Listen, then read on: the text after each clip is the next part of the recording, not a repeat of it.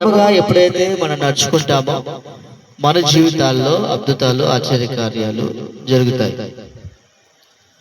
మన క్రమాన్ని మనమే పాడు చేసుకోకూడదు.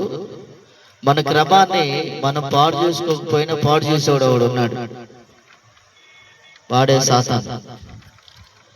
మన క్రమ పద్ధతిలో ఎప్పుడైతే దేవుణ్ణి ఆరాధిస్తూ ఉంటామో వాడికి నచ్చదు. వాడు ఖచ్చితంగా నాశన పురుషుడు కనుక వాడు నాశనం చేయడానికి సిద్ధంగా ఉంటాడు. అయితే ఈ రాత్రికాల సమయమున వాక్యం వినడానికి వచ్చిన మనం అందరం గమనించాలి. ఈ రోజు మనం క్రమంగా నడుస్తున్నామా లేదా, క్రమంగా మెసులుకుంటున్నామా లేదా అనేది చాలా అవసరం. ఫిలిప్పీ రాసిన పత్రిక కొత్త నిబంధన, ఫిలిప్పీ రాసిన పత్రిక పేజీ నెంబర్ 180. ఫిలిప్పీ పత్రిక కొత్త నిబంధన పేజీ నెంబరు 180, 3వ అధ్యాయము 16వ వచనాన్ని మనం ఒకసారి గమనించినట్లయితే, ఆయనను ఇప్పటి వరకు మనకు లభించిన దానిని బట్టి క్రమముగా నడుచుకుందాము. చాలు. ఎట్లా అంట, మనము ఆయనను ఇప్పటి వరకు మనకు లభించిన దానిని బట్టి క్రమముగా నడుచుకుందుము. చెప్పాలి, ఎట్లా నడవాలి? క్రమముగా నడుచుకుందుము. క్రమముగా నడుచుకుందుము అంటే ఎప్పుడైతే ఎక్కడైతే మన తరపున అనగా త్రియేక ఉత్సవ ప్రార్థనా మందిరం తరపున ఎక్కడైతే సభలు జరుగుతున్నాయో వాటన్నిటికీ అటెండ్ అవ్వాలి. 2, ఎక్కడైతే కుటుంబ ప్రార్థనలు జరుగుతున్నాయో వాటన్నిటికీ అటెండ్ అవ్వాలి. ఎక్కడైతే ఆన్లైన్ ప్రేయర్ జరుగుతుందో త్రియేక జీవ ప్రార్థనా మందిరం తరపున ఆన్లైన్కి కంపల్సరిగా అటెండ్ అవ్వాలి.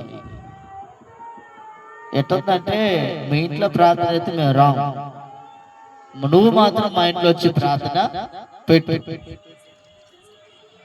ఈరోజు చాలా మంది ఎలా ఉన్నారంటే క్రమం లేకుండా నడుస్తూ ఉన్నారు. క్రమం ఉండాలండి. సంఘానికి ఏముండాలి చెప్పాలి, ఏముండాలంటే సంఘస్థులకు ఏముండాలి? క్రమం ఉండాలి. సంఘ బిడ్డలకి క్రమం లేకపోతే అది అక్రమం అవుతుంది. క్రమం ఉండాలి. ఏ క్రమం ఉండాలి? మనం నిశ్చయముగా క్రమముగా నడుచుకోవాలని దేవుని వాక్యము చాలా స్పష్టంగా రాయబడి ఉంది.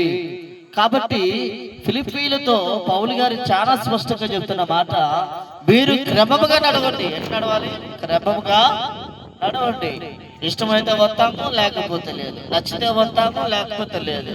ఏమంటే ఈరోజు అద్భుతాల కోసము, ఆశ్చర్యాల కోసము, నేనంటే మనోభావాలు దెబ్బతింటే గానీ నేను మాట్లాడితే చాలా మంది ఫీల్ అవుతారు. కానీ ఈరోజు అద్భుతాలు, ఆశ్చర్య కార్యాలు, స్వస్థతలు, ఏమిటి గర్భఫల విషయంలో గర్భాలు పొందుకోవడానికి ఏమిటి ఇటువంటి వాటికి పరిగెడుతున్నాం. కానీ ఈరోజు నిశ్చయముగా మనము యథార్థముగా దేవుని వాక్యం కోసం పరిగెత్తే వారికి ఉన్నామా?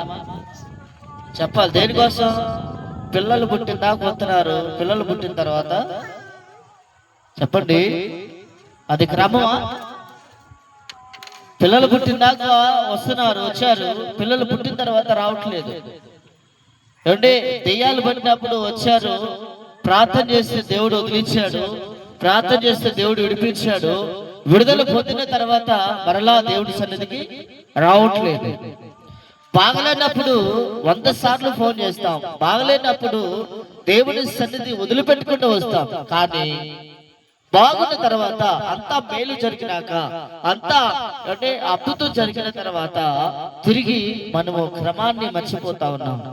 నేను మళ్ళీ చెప్తున్నాను, నీ ఎన్ని ఇబ్బందుల్లో ఉన్నా, ఎన్ని శ్రమల్లో ఉన్నా, నువ్వు ఎంత మేలులో ఉన్నా, ఎంత అభివృద్ధిలో ఉన్నా, ఎంత విస్తరణలో ఉన్నా, ఏ సమయమును కూడా మనం దేవుని సన్నిధిని కానీ దేవుని యొక్క వాక్యమును కానీ విడిచిపెట్టే వారిగా మనం ఎప్పటికీ ఉండకూడదు.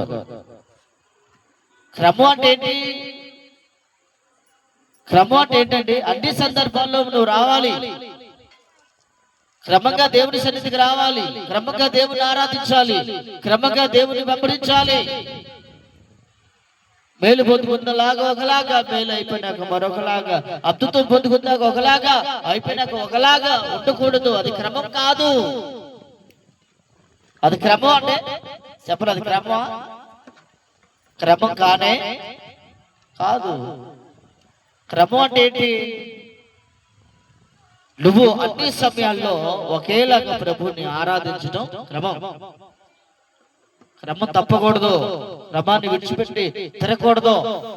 ఎందుకంటే మనం ఆత్మతో నింపబడ్డవారు కనుక, దేవుని రక్తములు కడగబడ్డవారు కనుక, దేవుని యొక్క స్వారూపంలో మనం ఆయన రక్తములు శుద్ధీకరించబడి ఆయన ఆత్మను పొందుకున్న వారు కనుక దయచేసి మనము క్రమాన్ని విడిచిపెట్టకూడదు. ఏంటి క్రమం? ఉదయాన్నే లేచి మనం ఏం చేయాలండి? ఉదయాన్నే లెగవగానే, పడక నుంచి లెగవగానే ఏం చేస్తారు? క్రమం అంటే ఏంటి? పడక నుంచి లెగవగానే ఏం చేయాలి? ప్రార్థన చేయాలి. ప్రార్థన అయిపోతుంది, గబగబా ఇంట్లో పనులు చేసేసుకొని ఖాళీ ఉంటే మళ్ళీ ఏం చేయాలి? క్రమంగా బైబిల్ చదువుకోవాలి. ఖాళీ ఉంటే మరలా ప్రార్థన చేసుకోవాలి. లేదు నువ్వు చెప్పగలుగుతే ఇతరులకు సువార్త చెప్పాలి. దేవుని క్రమంలో నుండి నువ్వు పక్కకి వెళ్ళకూడదు. ఈ రోజు చాలా మంది వాళ్ళ క్రమం ఎక్కడ దాకా అంటే స్వస్థతలు జరిగిన దాకా, అద్భుతాలు జరిగిన దాకా, మేలు జరిగిన దాకా, అంటే సూచక్రియలు జరిగిన దాకా, ఆశ్చర్యకార్యాలు జరిగిన దాకా, ఆ తర్వాత క్రమం అంతా కూడా ఏమైపోతుంది అంటే క్రమం తప్పిపోతున్నారు. శోధనలు వచ్చి, ఇబ్బందులు వచ్చి, కష్టాలు వచ్చి, అంటే భయంకరమైన తెగులు వచ్చిన దాకా ఆకూడదు. క్రమాన్ని విడిచిపెట్టకూడదు. మనకంటే ఒక క్రమం ఉంది, ఒక మార్గము. యేసు ప్రభువు మనకు మార్గం కనుక, ఆయన సన్నిధి, ఆయన వాక్యం మనకి మార్గం కనుక ఈ రోజు మనం క్రమంగా నడిచే వారిగా ఉండాలి. దేవుని స్తోత్రం, హల్లెలూయా. చెప్పాలి, ఎలా ఉండాలంట? మనము క్రమంగా నడిచేవారిగా ఉండాలి. ఎప్పుడైతే మనం క్రమంగా నడిచేవారిగా ఉంటామో మన జీవితాల్లో అనేకమైన అద్భుతాలు, అనేకమైన ఆశ్చర్య కార్యాలు జరుగుతూ ఉంటాయి. దేవుని స్తోత్రం, హల్లెలూయా, హల్లెలూయా. కాబట్టి దయచేసి ఈ యొక్క రాత్రికాల సమయంలో మనము క్రమంగా ఉండటం అనేది చాలా ఇంపార్టెంట్ అయినది. క్రమంగా నడవటం అనేది చాలా అవసరం. దేవుని స్తోత్రం, చాలా క్రమంగా నడవాలి. ఎందుకంటే మనం యేసు రక్తములో కడగబడిన వారు కనుక. గలతీ రాసిన పత్రిక చూడండి ఒకసారి. ఎవరు ఇక్కడ?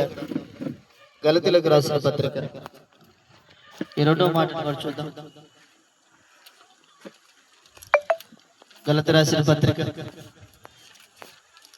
5వ అధ్యాయం 25వ వచనం ఒకసారి చదవండి.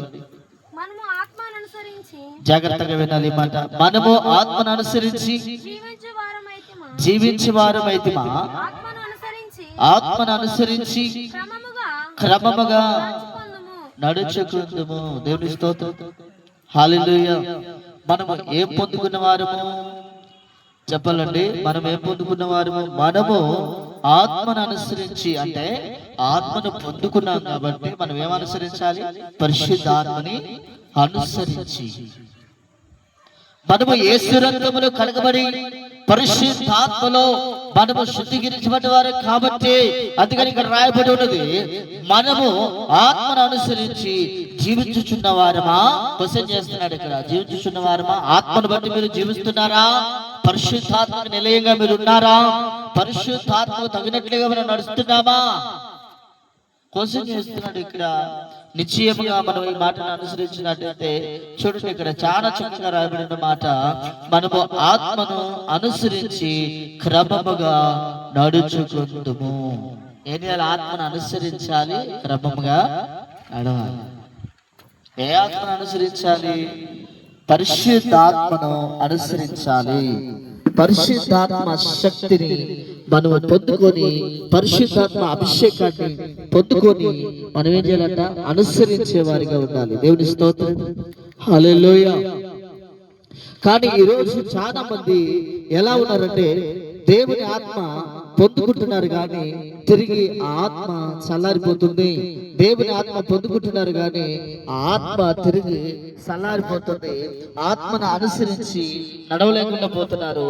ఆత్మను అనుసరించి క్రమముగా చెప్పాలి, ఎట్లా క్రమముగా నడవలేకపోతున్నారు.